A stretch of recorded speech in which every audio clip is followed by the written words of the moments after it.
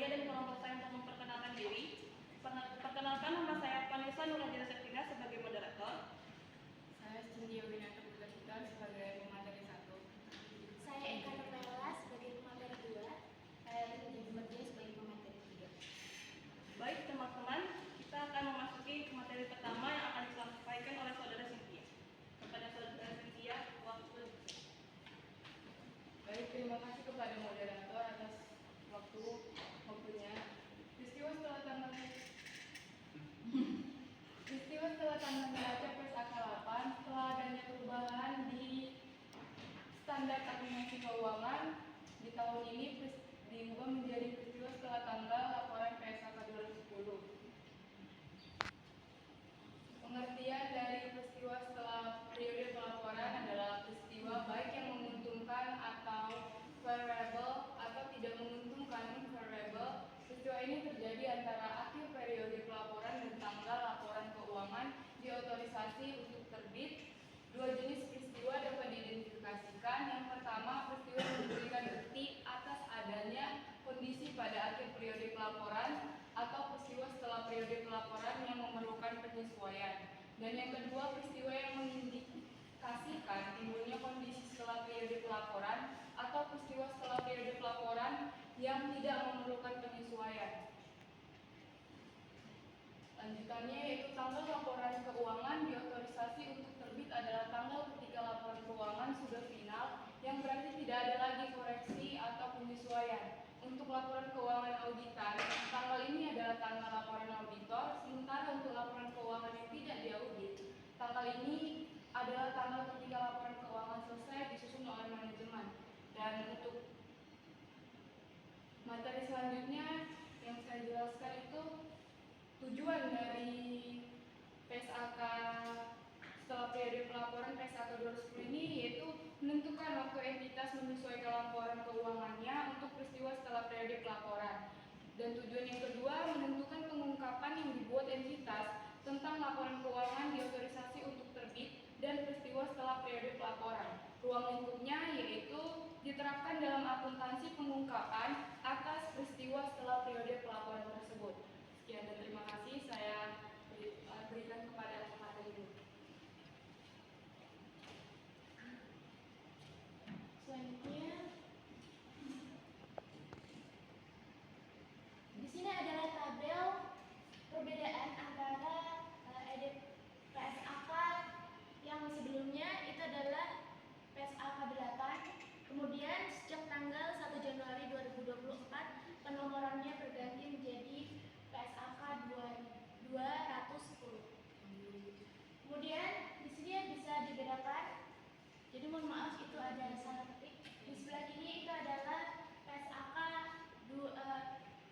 8. Kemudian yang di sampingnya itu adalah PSAK 210. Jadi peristiwa setelah periode pelaporan dan di PSAK 210 itu menjadi sub pembahasannya itu berganti nama menjadi peristiwa setelah tanggal neraca. Kemudian tanggal pelaporan keuangan diotorisasi untuk terbit itu untuk PSAK 8. Kemudian untuk PSAK 210 sendiri menjadi tanggal penyelesaian laporan keuangan. Kemudian di deklarasi dividen pada pemegang instrumen ekuitas untuk menjadi deklarasi dividen kepada pemegang saham. Selanjutnya, kemudian di sini ada contoh kasusnya. Untuk yang pertama, manajemen menyelesaikan laporan keuangan sebelum diaudit tanggal 17 Januari 2000X. Laporan tersebut diserahkan kepada auditor eksternal pada tanggal 20 Januari 2000X. Masih pada tahun yang sama, namun tanggalnya yang berbeda ya. Jadi untuk pelaporannya yang diserahkan di auditor eksternal itu tanggal 20 Januari. Proses audit dilaksanakan dari 20 Januari sampai dengan 20 Maret 2000X di tahun yang sama. Dalam periode audit tersebut, manajemen dan auditor membuat beberapa jurnal penyesuaian. Jadi ini adalah contoh kasus bagi yang memerlukan adjustment event. Kemudian dalam periode audit tersebut, manajemen dan auditor membuat beberapa penyesuaian yang telah tercermin dalam laporan keuangan final. Laporan auditor bertanggal 20 Maret 2000X dan tanggal ini juga dipakai manajemen sebagai tanggal penyelesaian laporan keuangan. Laporan keuangan dibahas dalam RUPS pada tanggal 15 April 2000X pada tahun yang sama, dan RUPS membebaskan manajemen dari tanggung jawab kepengurusan untuk periode pelaporan keuangan pada tanggal tersebut. Pada tanggal 20 Mei 2000X, perusahaan menerbitkan laporan tahunan yang di dalamnya terdapat laporan keuangan yang sudah diaudit tersebut. Dalam contoh di atas, tanggal penyelesaian laporan keuangan adalah tanggal 20 Maret. Seluruh peristiwa sejak tanggal neraca sampai tanggal ini berpengaruh terhadap laporan keuangan dilaporkan dalam laporan keuangan. Selanjutnya, kasus kedua. Pada tanggal 28 Februari 2000 selanjutnya, direksi perusahaan menyelesaikan laporan keuangan untuk tahun yang berakhir 31 Desember 2000 sebelumnya. Pada tanggal 5 Maret itu direksi bersama dengan Dewan Komisaris membahas laporan keuangan tersebut dalam rapat pengurus. Di dalam rapat tersebut diputuskan untuk merevisi laporan keuangan. Revisi dilakukan oleh direksi dan selesai tanggal 12 Maret 2000 yang pada selanjutnya tersebut. Pada tanggal 18 Maret keuangan tersebut rapat pengurus yang dihadiri oleh direksi dan komisaris menyetujui laporan keuangan tersebut. Pada tanggal 20 Maret perusahaan menyerahkan laporan keuangan tersebut kepada sebuah bank untuk melengkapi surat pengajuan kredit. Laporan keuangan dibahas dalam RUPS pada tanggal 15 April dan RUPS membebaskan manajemen dari tanggung jawab kepengurusan untuk periode pelaporan keuangan pada tanggal tersebut. Dalam contoh kedua ini, atas tanggal penyelesaian laporan keuangan itu adalah tanggal 12 Maret. Ketika direksi merevisi laporan keuangan, harus mempertimbangkan seluruh peristiwa yang terjadi dari tanggal neraca sampai tanggal 12 Maret, yaitu tanggal penyelesaian laporan, yakni tanggal berakhirnya periode peristiwa setelah tanggal neraca. Selanjutnya, saya lanjutkan pada materi ketiga. Selanjutnya saya ambil alih di sini peristiwa setelah tanggal neraca yang memerlukan penyesuaian atau adjustment. Entitas menyesuaikan jumlah pengakuan dalam laporan keuangan untuk mencerminkan peristiwa setelah periode pelaporan yang memerlukan penyesuaian. Bisa kita lihat di sini ada beberapa poin, yaitu pertama, keputusan pengadilan yang menyatakan perusahaan memiliki kewajiban ini pada tanggal neraca, kemudian indikasi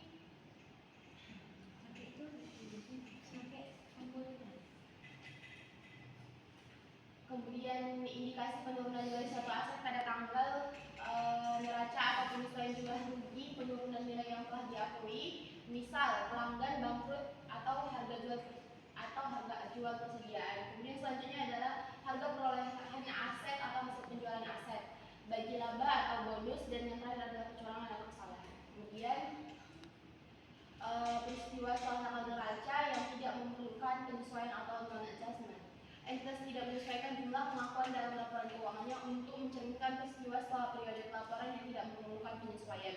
Di mana di sini ada 5 poin. Yang pertama adalah penurunan nilai pasar suatu investasi setelah tanggal neraca, kemudian dilanjutkan penggabungan usaha yang signifikan setelah tanggal neraca, terus dilanjutkan dengan pengumuman penghentian operasi, kemudian pembelian dan pelepasan aset yang signifikan, pengambil alihan aset oleh pemerintah, dan yang terakhir adalah kerusakan aset akibat kebakaran setelah tanggal neraca. Kemudian adalah dividen dan kelangsungan usaha. Dividen di sini ada 2 poin. Yang pertama adalah pengumuman dividen setelah tanggal neraca tidak diakui sebagai kewajiban pada tanggal neraca, tetapi diungkapkan. Kemudian selanjutnya adalah apakah praktik entitas membayar dividen di masa lalu merupakan kewajiban konstruktif? Jawabannya adalah tidak.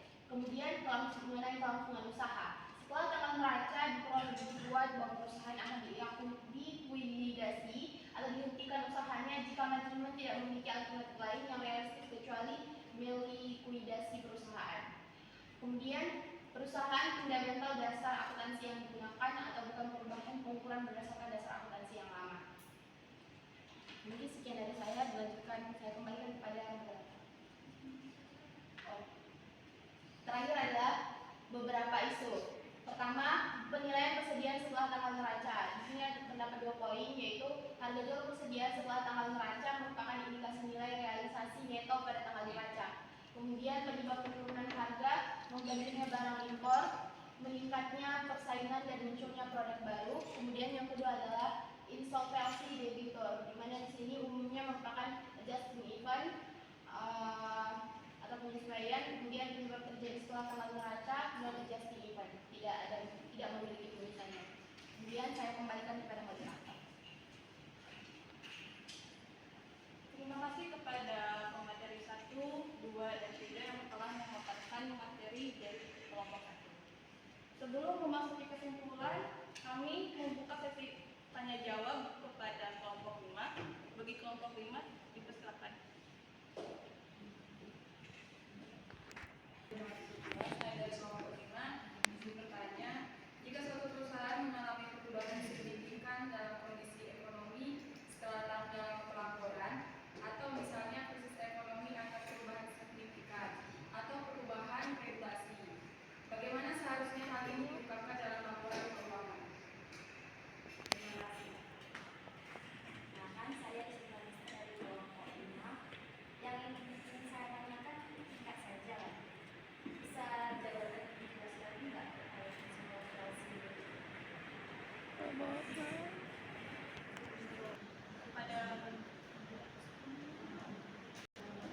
Kepada saudara Jeni, jawabannya akan dipaparkan oleh pemateri 3. Mungkin pertanyaannya saya ulang. Tadi pertanyaannya itu adalah jika suatu perusahaan mengalami perubahan signifikan pada perubahan tanggal neraca, bagaimana hal ini dalam laporan keuangannya? Izin menjawab, suatu perusahaan jika mengalami perubahan signifikan setelah tanggal neraca, tetapi sebelum laporan keuangan diterbitkan, hal ini harus dipertimbangkan dalam laporan keuangan sesuai dengan standar akuntansi yang berlaku. Misalnya PSAK di Indonesia atau IFRS secara internasional. Perubahan ini dapat dibagi menjadi 2 kategori utama. Yang pertama adalah peristiwa yang menyesuaikan atau tadi sudah dijelaskan adjusting event. Kemudian di sini ada beberapa poin yang perlu diperhatikan. Yang pertama adalah peristiwa yang memberikan bukti lebih lanjut tentang kondisi yang sudah ada pada tanggal neraca. Terus yang kedua adalah akun-akun dalam laporan keuangan harus disesuaikan untuk mencerminkan informasi baru. Contohnya adalah tadi juga sudah dicantumkan ada kebangkrutan pelanggan utama yang mengindikasikan utang usaha telah mengalami penurunan nilai. Penyelesaian sengketa hukum yang memberikan bukti lebih lanjut tentang kewajiban yang sudah ada. Kemudian yang kedua, peristiwa yang tidak menyesuaikan non adjusting event. Di sini ada 2 poin. Yang pertama adalah peristiwa yang mencerminkan kondisi yang terjadi setelah tanggal neraca dan tidak memerlukan penyesuaian dalam laporan keuangan tetapi harus diungkapkan jika material. Sebagai contoh adalah bencana alam yang menyebabkan kerusakan aset setelah tanggal neraca. Mungkin sudah kami cantumkan juga ada tadi kebakaran yang terjadi pada aset. Kemudian akuisisi atau merger besar yang terjadi setelah tanggal neraca. Perubahan dari susunan perusahaan mungkin di sini mengenai akuisisi. Terus jika peristiwa setelah tanggal neraca sangat signifikan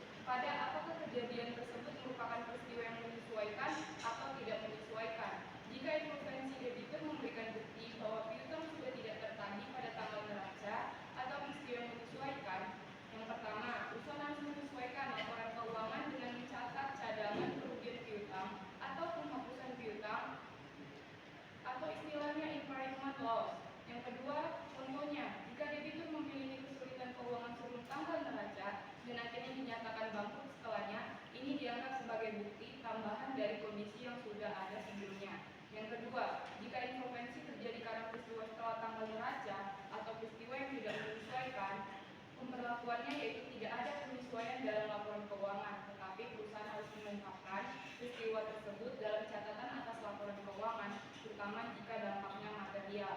Contohnya, jika debitur mengalami masalah keuangan mendadak, misalnya akibat bencana alam atau krisis ekonomi yang baru terjadi setelah tanggal neraca, ini dianggap sebagai peristiwa setelah tanggal neraca yang tidak perlu disesuaikan, tetapi perlu diungkapkan. Jika inflasi debitur berdampak besar terhadap kelangsungan usaha perusahaan atau going concern, perusahaan harus menilai kembali apakah laporan keuangan masih bisa disusun dengan asumsi keberlangsungan usaha atau perlu disusun kembali dengan basis likuiditas. Sekian dan terima kasih. Saya kembalikan ke moderator. Bagaimana saudara?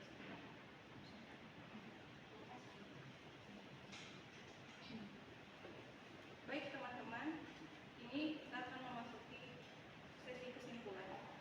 Kelompok kami memiliki 4 kesimpulan yang akan kami sampaikan.